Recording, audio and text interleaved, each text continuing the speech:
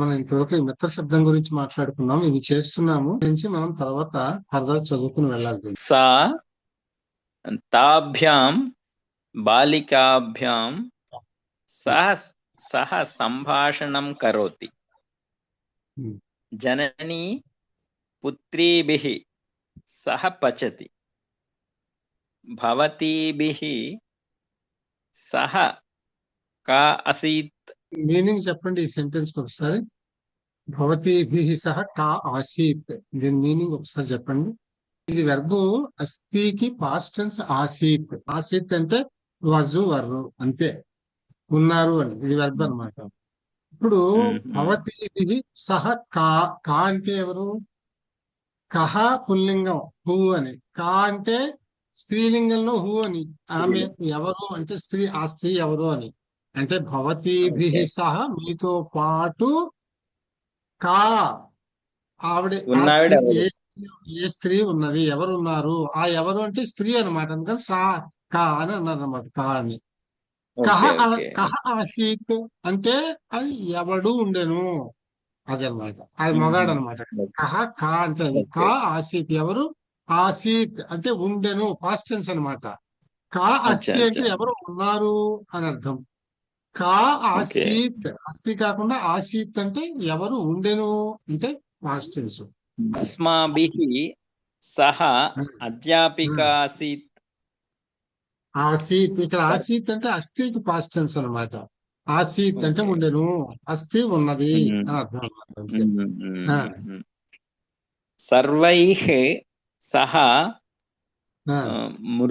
మృదుతయా వ్యవహారతు. వ్యవహరతు, వ్యవహరించండి అని అర్థం అనమాట. గ్రామీణః పరివారజనైః సహ విపణిం గచ్చతి. నాకు ఒక డౌట్ ఉంది. సర్వే అనే వర్డ్ సర్వః కదా? సర్వః, సర్వం, సర్వే ఉంటుంది. లేదు సర్వ, సర్వే, సర్వాహ పుల్లింగం స్త్రీలింగం తేడాలు ఉంటాయి. సర్వః సర్వౌ సర్వాహ కదా రావాలి. పుల్లింగంలో ఏమొస్తుంది? సర్వః సర్వౌ సర్వాహ. సర్వే. ఇప్పుడు సహ తౌ తే అంటాం, సహ తౌ తాహ అన్నాం. అలాగే ఏషః ఏతౌ ఏతే అంటాం. సర్వ శబ్దానికి కూడా అలాగే వస్తుంది. సర్వః సర్వౌ సర్వే అని వస్తుంది పుల్లింగంలో. గ్రామీణః పరివారజనైః సహ విపణిం గచ్చతి. భవంతః దృష్టైః సహ మా భ్రమంతు. దుష్టైః, దుష్టాః అంటే దుష్టులు, బహువచనం. దుష్టైః దుష్టులతో, దుర్మార్గులతో పాటు అని. భవంతః దుష్టైః సహా దుర్మార్గులతో మా భ్రమంతు, భ్రమంతు కలిసి చరించవద్దు. మా భ్రమంతు మా ఫలేషు కదాచన మా కర్మ ఫల హేతుర్భు. ఆ మాలన్నీ అవే చూసుకోండి మీరు. మా కర్మ ఫల హేతుర్భు ఉంది కదా శ్లోకం, మీరు అందరికీ తెలిసిన శ్లోకం కదా. మా ఫలేషు కదాచన అంటే ఫలం మీద ఎప్పుడూ కూడా ఏ విధమైనటువంటి లాభాన్ని ఆశించవద్దు నువ్వు చేసిన కర్మ మీద. మా కర్మ ఫల హేతుర్భు, మా కర్మ ఫల హేతు భూహు అంటే ఏ కర్మకి కూడా నువ్వు కారణము అని అనుకోవద్దు. ఈ వద్దులన్నీ కూడా ఆ మాలన్నమాట. అది ఆ మా భ్రమంతో అంటే తిరగొద్దు. ఎవరితోటి? దుష్టై సహా దుష్టులతో తిరగద్దు. ఎవరు? భవంతః మీరు, భవాన్ భవంతో భవంతః మీరు దుష్టులతో తిరగవద్దు అని అన్నారు. అధ్యాపకః అస్మాభిః సహ పుస్తకాలయం గచ్చతి. సర్వే జనాః సజ్జనైః సహ ఉపవేష్టుం ఇచ్చంతి. జనులతో పాటు కూర్చోవడం ఇష్టపడతారు. ఉపవేష్టం అనేది ఏం ప్రయోగం? ఇది దీన్ని ఏమనొచ్చు? అప్పుడప్పుడు చిన్న ప్రశ్నలు చెప్పండి. రీజన్ తుమున్నంత ప్రయోగం. ఉపవేష్టంలో కొని వెర్బ్ ఏంటి? వెర్బ్ ఏంటి? విషతి. కరెక్ట్. విష్ అనేది ధాతువు. విశతి అనేది వెర్బు, ఉపవిశతి ఉప అనేది ఉపసర్గ. విశతి వేష్టం అంటే ఏమిటి? ఏం ప్రయోగం ఇది? మనం చదువుకున్నాం కదా, ధనం తెలియాలి. తుమున్నంత ప్రయోగం అంటే ఇన్ఫినిటివ్ యూస్ అన్నమాట ఇది. ఉపవేష్టం అంటే టు సిట్, ఉపవిశతి అంటే కూర్చోవడం, ఉపవేష్టం టు సిట్ అంటే సర్వే జనాః జనాలందరూ కూడా సజ్జనై సహా అంటే సజ్జనులతో ఉపవేష్టం కూర్చోవటానికి ఇచ్చంతి ఇష్టపడతారు. To SIT with good people, all people like అని అర్థం అన్నమాట. All people like to SIT. ఆ టు సిట్ ఉపవేష్టం ఉన్నంత ప్రయోగము. విశతి వేష్టం అని వస్తుంది, అదొక విశేషమైన ప్రయోగం. అధ్యాపకః అస్మాభిః సహ పుస్తకాలయం గచ్చతి. కరెక్ట్. ఇప్పుడు మా అందరితో పాటు కలిసి పుస్తకాలయమునకు వెళ్తారు. వెళ్ళారు. Okay, right.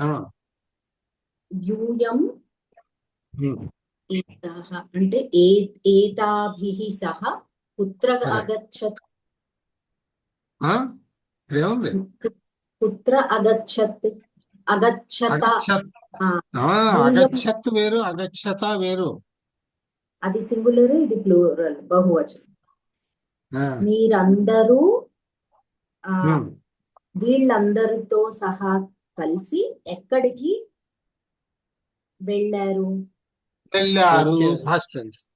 తర్వాత పుత్రః జనన్యాసః గంతుం ఇచ్చతి.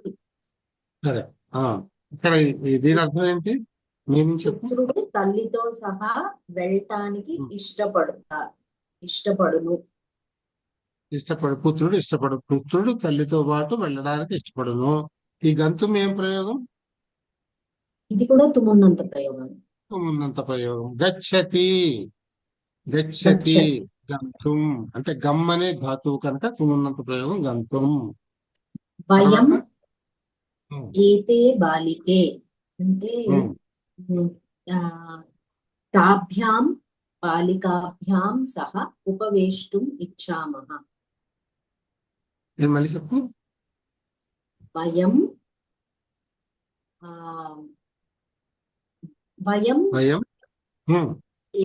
ఏతాభిః బాలికా శబ్దం ఇది. బాలికా శబ్దం. బాలికాభిః సహ ఉపవేష్టుం ఇచ్చామః. కాదు, ఒక్కసారి ఆలోచించు. బాలికే అని ఉంది, ఈ శబ్దం ఏమిటి ఇక్కడ? బాలిక కదా. బాలిక, బాలికే, బాలిక. అలాగే ఏతే ఏతాభ్యాం బాలికాభ్యాం సహ అని రావాలి. సహయోగే తృతీయ ప్రయోగాః. అధ్యాపకైః సహ ప్రయోగశాలాం గచ్చంతి. బాలికాః సఖీభిః సహ దేవాలయం ఆగచ్చంతి. అంటే అర్థమైందండి. ఇక్కడ ఏకవచనం ఉంది. వృద్ధః బాలకేన సహ ఆపణం గచ్చతి. సింగులర్. యూయం అస్మాభిః సహ కందుకేన క్రీడత. వయం యుష్మాభిః సహ చాయం పిబామః. ఇప్పుడు ఇక్కడ క్రీడత అనే ఇది ఉంది కదా, ఇది ఇంకో వేరే లకారం, నోట్ లకారం. ఆడండి అని, ఆడండి, ప్లే విత్ అస్ అని అర్థం అన్నమాట. క్రీడతి ఆడదారు, క్రీడత ఆడండి అని ఒక చెప్పడం అన్నమాట, ఒక ఇన్స్ట్రక్షన్ అన్నమాట. అహం ఏతైః సహ న వదామి. కదా ఇక్కడ ఇది వయం వయం యుష్మాభిః సహ చాయం పిబామః. చాయం అంటే టీని అర్థం, చాయే. అహం ఏతైః సహ న వదామి. ఇంకొకటి కూడా చెప్పొచ్చు ఇక్కడ. ఇప్పుడు ఏతే అనేది ద్వివచన స్త్రీలింగ శబ్దం కూడా కావచ్చు కదా. ఏషా ఏతే ఏతాః, అప్పుడు ఏతాభ్యాం సహ అని కూడా రావచ్చును. లేదు ఏతైః సహ పుల్లింగం అయితే. ఓకే, సర్వశబ్దం లాగానే. తరుణాః ఉమ్, వృద్ధైః సహ భ్రమణం ఉమ్, కుర్వంతి. ఉమ్. కుక్కురాः వానరైః సహ ధావంతి. కుక్కురాహ అంటే కోళ్ళు కోడి కుక్కలు కుక్కలు ఏంటి? శునకం. కుక్కలు కుక్కలు. కుక్కురహ కుక్కురవు కుక్కురాహ. కుక్కుటహ అంటే కుక్కుటవు కుక్కుటాహ అంటే కోడి. ఇది కోడి, ఇది కోడి. కుక్క అవుతుంది. అంతే. వత్సాః ఆ, అజైః సహ జలం పిబంతి. ఇప్పుడు అజయ్ సహా ఇక్కడ, ఈ అజ శబ్దం ఏంటి చెప్పండి నాకు ఇది. మేక అజహ అజో అజాహ ఒకటి ఉంటుంది. అజహ అంటే మగమేక, అది గుర్తుపెట్టుకోండి మీరు. అజహ అజో అజాహ అంటే ఇది పుల్లింగంలో ఫ్లోరల్లో మగమేకలు. ఆడమేకలు ఏమంటారు? అజా. ఆకారాంత స్త్రీలింగ శబ్దం కదా. అజా. అజహ అంటే మగమేక, అజా అంటే ఆడమేక. అప్పుడు అజా ఉంటే ఏమొస్తుంది? అజా అజే అజాభిహి. అజాహ అజాహ. ఓకేనా? అంటే ఆడమేకలని అజాహ అంటాము, మగమేకలని అజాహ అంటాం. ప్లూరల్లో రెండు ఒకటే ఉంటాయి. అది మగమేకలు అని ఉంటే అజైహి సహా అవుతుంది. ఆడమేకలు అని అనుకుంటే స్త్రీలింగ శబ్దంగా తీసుకుంటే అజాభిహి సహా అని వస్తుంది. అజాభిహి. సో రెండు కరెక్టే. అది వత్సాః చెప్దాం. అజాభిః సహ జలం పిబంతి. అదేం చెప్ప అజైహి కూడా కరెక్టే. అజహ అజో అజాహ పుల్లింగ బహువచనం అనుకుంటే అజైహి సహ అని అన్నారు. అది కరెక్ట్. ఓకే. హంసాః బకైః సహ తరంతి. బకైః సహ తరంతి. అంతే. Okay, right.